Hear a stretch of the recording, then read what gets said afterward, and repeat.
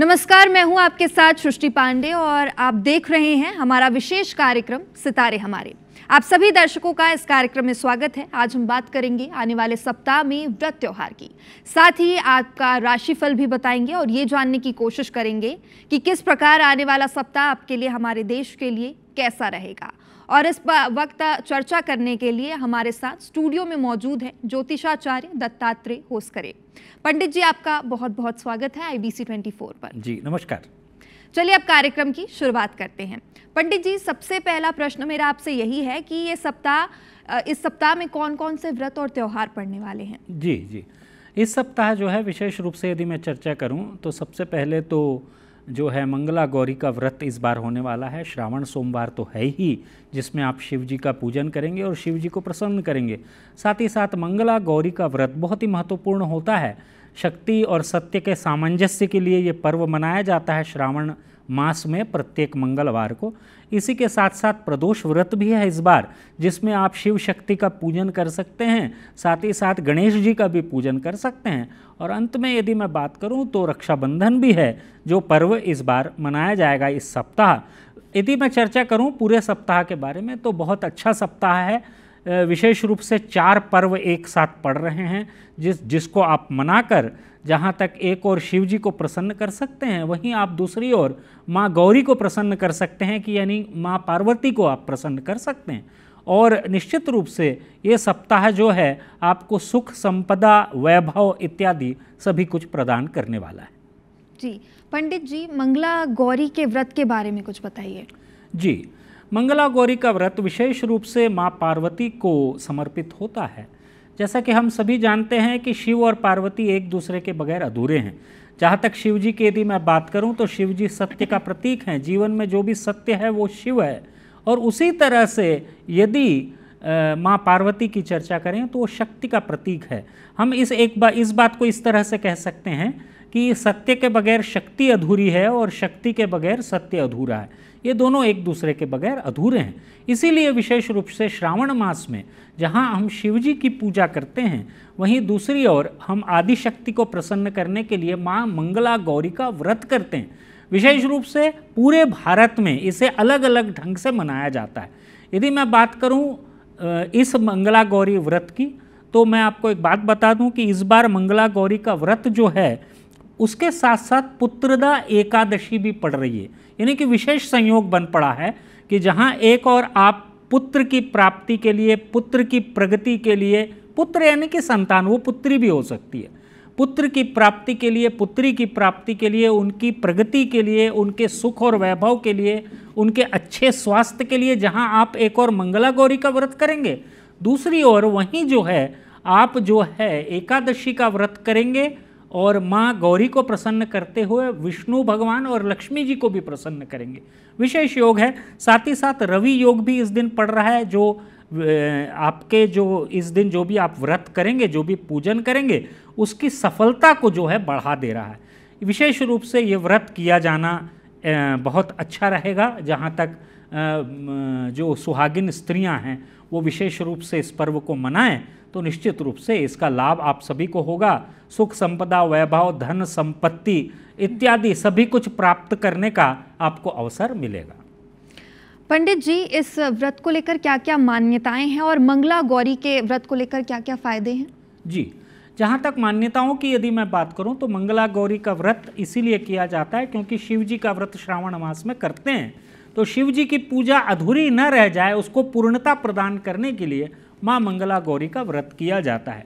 और माँ मंगला गौरी का व्रत करने के लिए विशेष रूप से गौरी जी का पूजन किया जाता है। विभिन्न प्रांतों में विभिन्न तरह से किया जाता है, लेकिन मैं आपको एक संक्षिप्त इसका डिटेल दे दूं कि मंगला गौरी का व्रत करने के लिए विशेष रूप से गौरी जी का अनुष्ठान किया जाता है। हल्दी से विभिन्न आकृतियाँ बनाई जाती है माँ पार्वती की, उसी तरह से उनकी प्रतिमा भी स्थापित की जाती है। प्रतिमा स्थापित करके 16 श्रृंगार से उनका जो है विभूषित किया जाता है उनको। साथ ही साथ विभिन्न तरह के पदार्थ उनको अर्पित किए जाते हैं, मिष्ठान्न उनको अर्पित किए जाते हैं।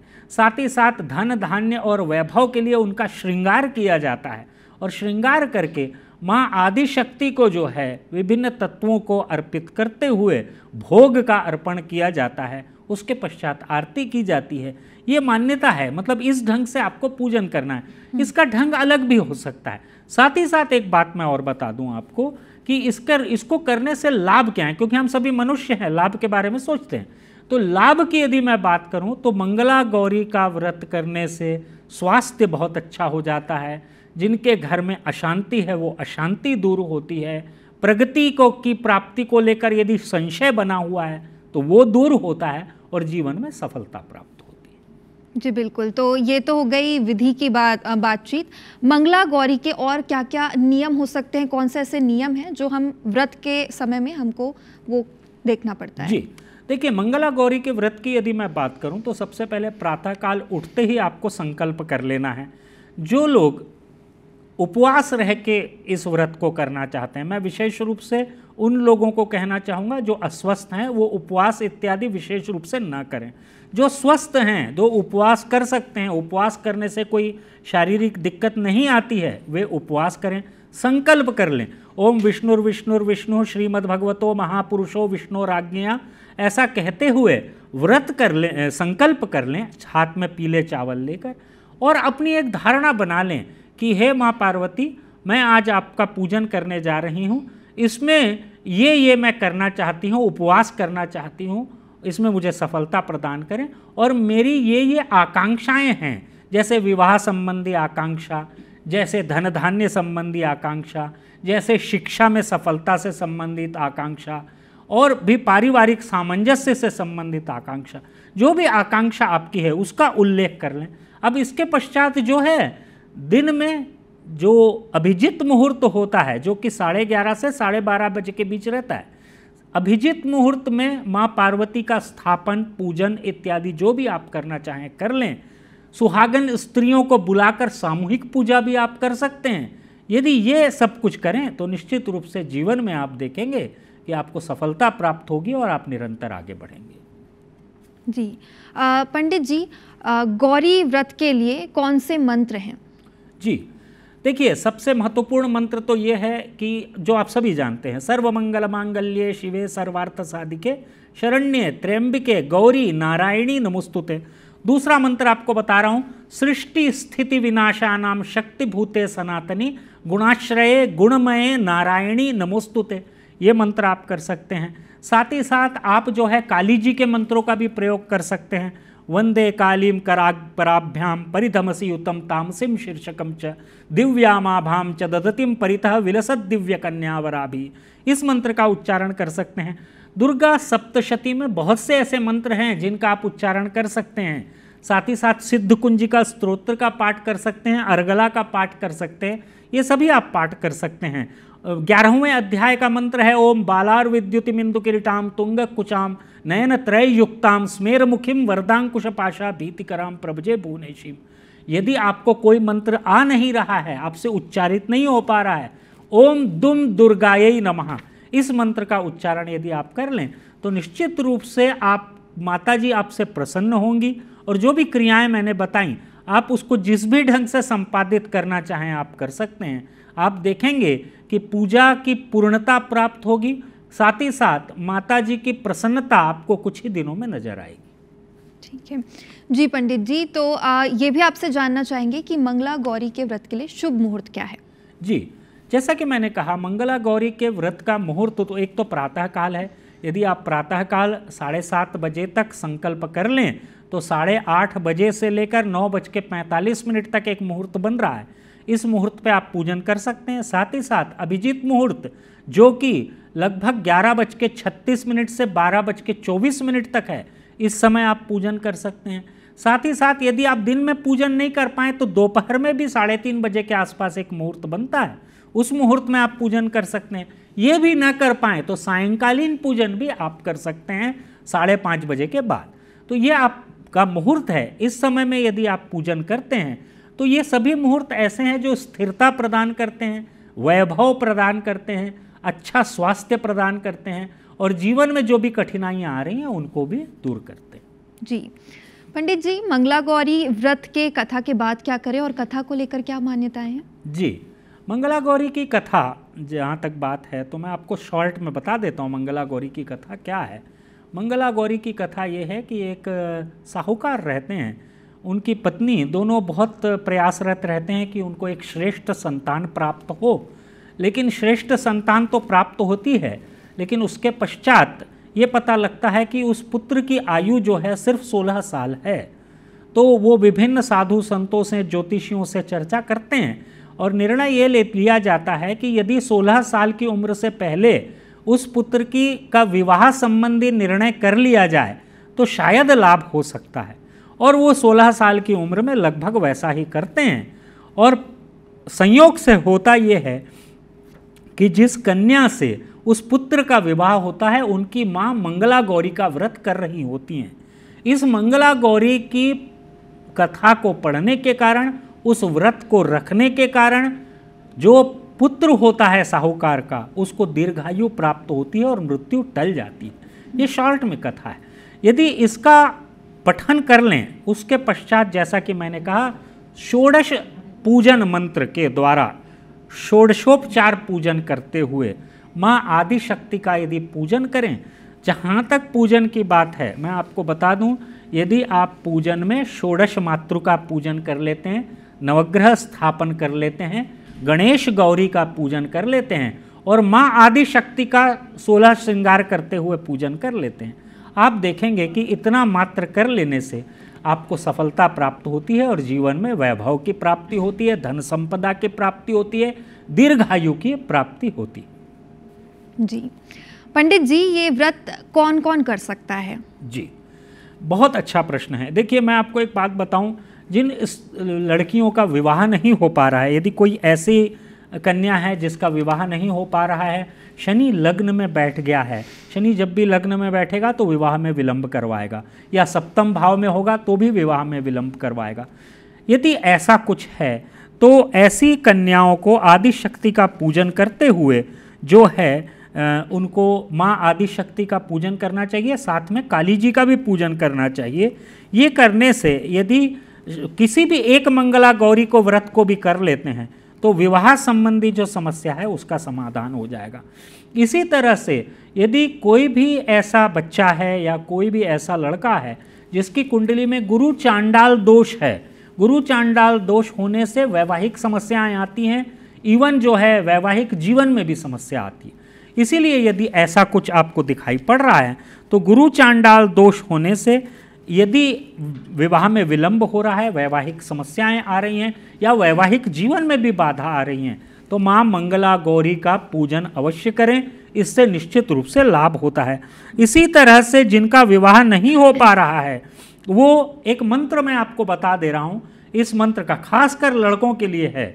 यदि विवाह नहीं हो पा रहा है तो इस मंत्र का उच्चारण करें, ओम पत्नीम मनोरमाम देहि मनोवृत्तानुसारिणीम तारिणीम दुर्ग संसार सागरस्य कुलोद्भवाम। इस मंत्र का उच्चारण यदि करेंगे और साथ ही साथ कन्याएं इंद्राणी पति सद्भाव पूजिते परमेश्वरी रूपम देहि जयम देहि यशो देहि द्विषो जहि, इस मंत्र का यदि आप जाप करते हुए माँ आदि शक्ति का पूजन मंगला गौरी व्रत के दिन यानी कि मंगलवार को यदि आप कर लेंगे तो आप देखेंगे कि वैवाहिक जीवन में या विवाह नहीं हो पा रहा है, ऐसी स्थिति में आपको समाधान मिलेगा, श्रेष्ठ वर या वधु की प्राप्ति होगी। पंडित जी, तो ये तो हो गई मंगला गौरी की बात। अभी इस महीने अब रक्षाबंधन भी आने वाला है, जी।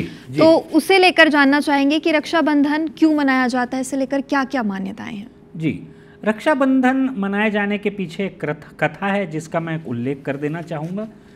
सबसे पहले मैं आपको बता दूं कि ये जो रक्षाबंधन का पर्व है ये द्वापर युग से भी संबंधित है, साथ ही साथ सतयुग से भी संबंधित है। द्वापर की बात बता दूं तो कृष्ण भगवान को जो चोट लगी थी उसके पश्चात सुभद्रा ने जो उनकी कलाई पे जो अपना पल्लू फाड़ के बांधा था वो एक कथा है। उसी के बाद से रक्षाबंधन की जो है परंपरा प्रारंभ हुई, ऐसा कहा जाता है। लेकिन सतयुग की कथा बहुत महत्वपूर्ण है, लक्ष्मी जी और विष्णु से संबंधित है।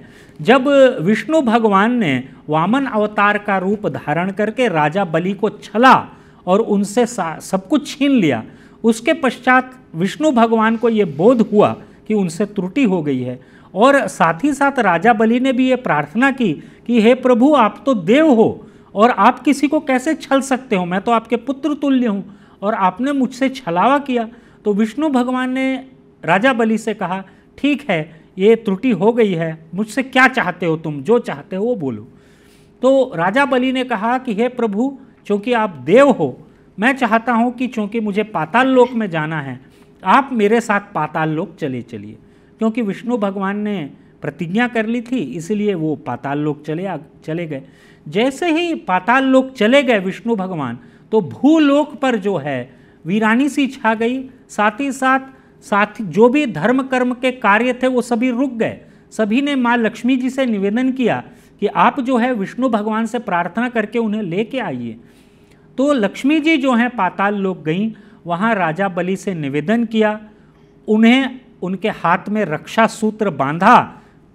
ये मंत्र का भी उच्चारण हुआ, ये न बद्धो बलि राजा दानवेंद्रो महाबला तेन त्वाम प्रतिबदनामी रक्षय माचल माचल।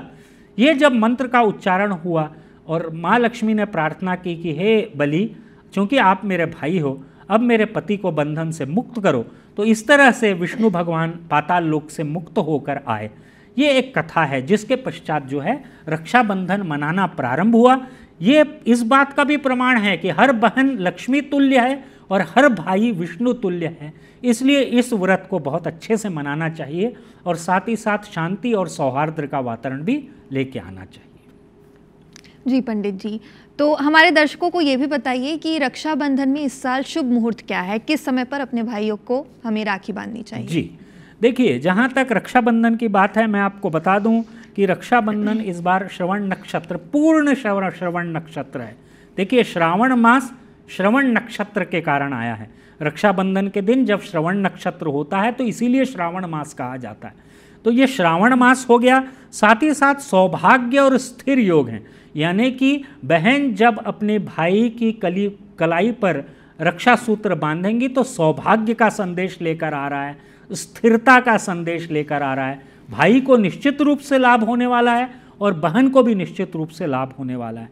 रक्षा सूत्र बांधने के लिए जो मुहूर्त है मैं आपको बता दूं, अभिजीत मुहूर्त है जो कि दोपहर 11:36 से 12:24 पर है।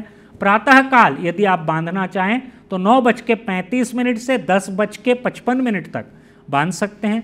सायंकाल में आप लगभग 6:30 बजे के आसपास 7:45 तक ये जो है रक्षा सूत्र बांध सकते हैं। रात में भी मुहूर्त है 8:30 बजे के बाद, उस समय भी बांध सकते हैं।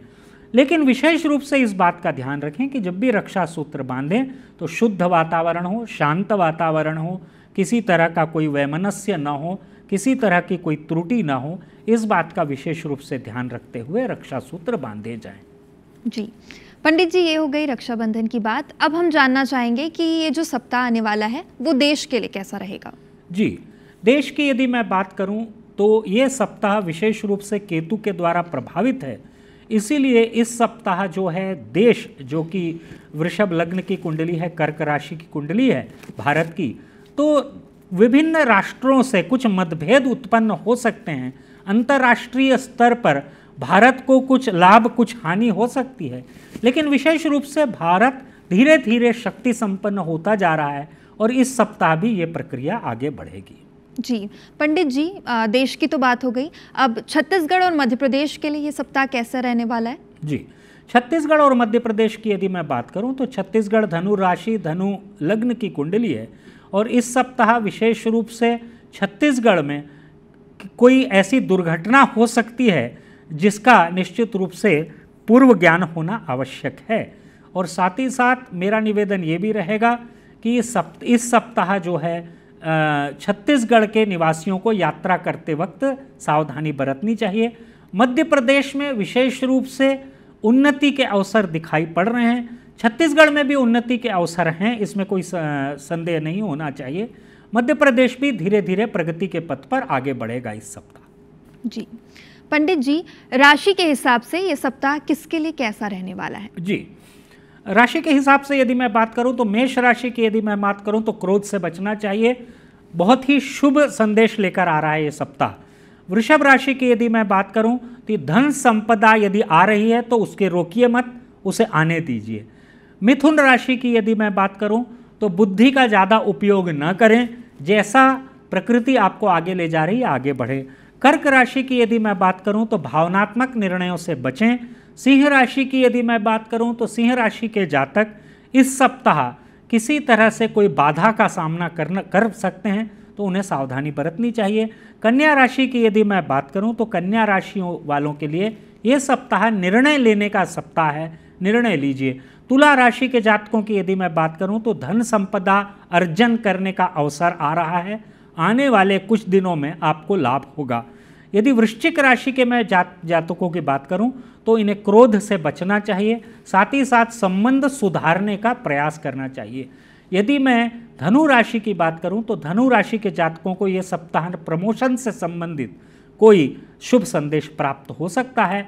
यदि मैं मकर राशि की बात करूं तो मकर राशि के जातकों को स्वास्थ्य संबंधी दिक्कत हो सकती है, ध्यान रखना चाहिए।